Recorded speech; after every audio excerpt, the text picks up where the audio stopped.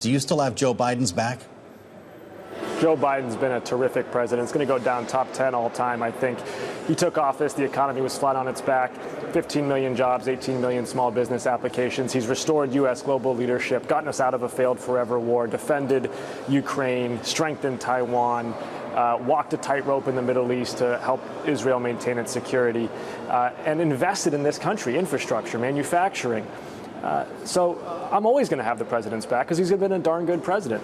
At the same time, it's not so much my opinion, it's Pennsylvania's opinion and Michigan's opinion and Wisconsin's opinion that's going to decide this thing, and failure is not an option in November. So Democrats are going to have hard conversations this week, but we are going to drive through to unity and to conviction on the other side so that we can rally around the top of the ticket.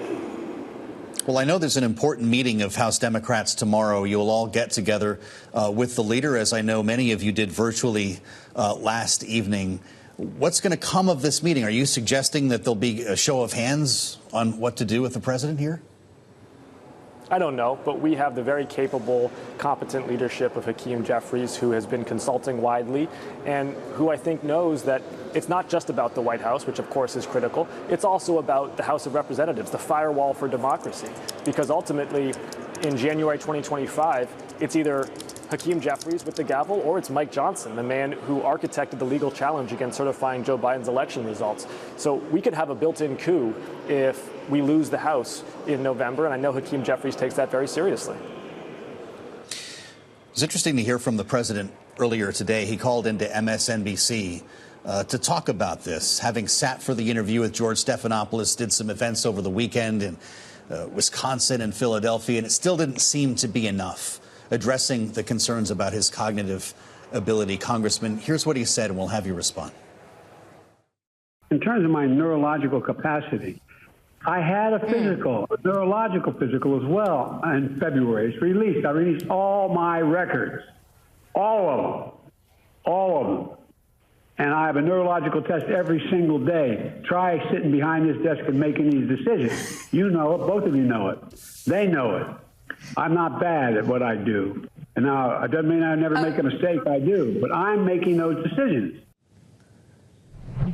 Congressman, he says every day at work is a cognitive test. And I don't know, I guess I can relate. I feel like that every day when I work through this program. But should a cognitive test be mandatory for all presidential candidates over a certain age? I would like to see it become convention that every candidate for president submits to an independent, transparent neurological examination, the same way that it's convention that candidates submit their tax returns, because the American public deserves to know both potential conflicts of interest financially, but also potential neurological impairments, and vote accordingly. I think that's fair game. I think that's a salient voting issue. Joe Biden, I think to date, has been clear that he puts the country's interests before his own. I trust him to continue doing that. What I don't trust is for Donald Trump to continue doing that, which is why we need the same interrogation of Donald Trump that Joe Biden has been withstanding this last week. Why isn't the GOP asking Donald Trump to step aside ahead of their convention? I mean, Donald Trump just refused to accept the election results yet again. And I mean, we know what happened last time he did that. Police officers died in the line of duty.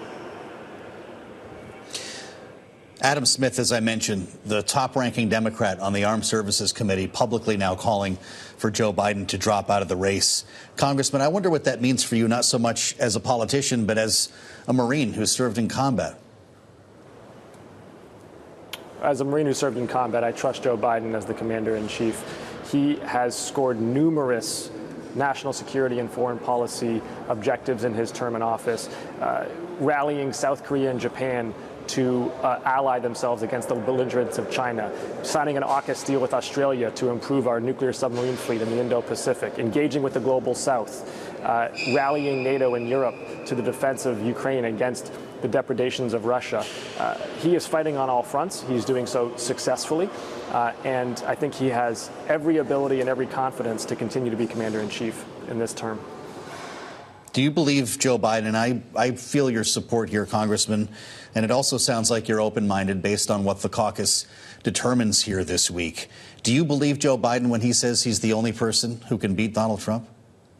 There are no indispensable men in politics, and I think a whole bevy of Democratic candidates could beat Donald Trump, because ultimately the best candidate against Donald Trump is Donald Trump himself. He is historically unpopular. A majority of Americans are desperate to avoid another dose of him, and that's because they're clear-eyed about what he's offering. He's offering more constitutional discord. He's offering to politicize basic services like the IRS and Social Security. He's offering to attack abortion medication and individual freedoms. This is not a term that Americans want to sign up to. There have been questions about whether Joe Biden should go to Capitol Hill himself tomorrow to make an in-person appearance. It came up a few times during the White House press briefing today. Congressman, should he? I would welcome it. I'm going to be there. Certainly, I think the president would have a rapt audience. A rapt audience that will already be talking about this. And so we'll get back to where we started at the beginning here. This is a family conversation, as I think you're indicating. What's the plan for tomorrow when you go behind closed doors? I think members are trying to synthesize a number of different threads. One is that 14 million Democrats went to the polls, had a contested, open primary election, and said Joe Biden's our guy to defeat Donald Trump. And I take that very seriously as an elected official. I believe in free and fair elections. The other is that constituents have expressed concerns since the debate. Those constituents deserve the dignity of clarification and of response. And also that we have to look at the battleground states and where the president stands there and make sure that the top of our ticket is truly equipped to defeat Donald Trump, because giving it your all is not acceptable. Winning is the only acceptable outcome.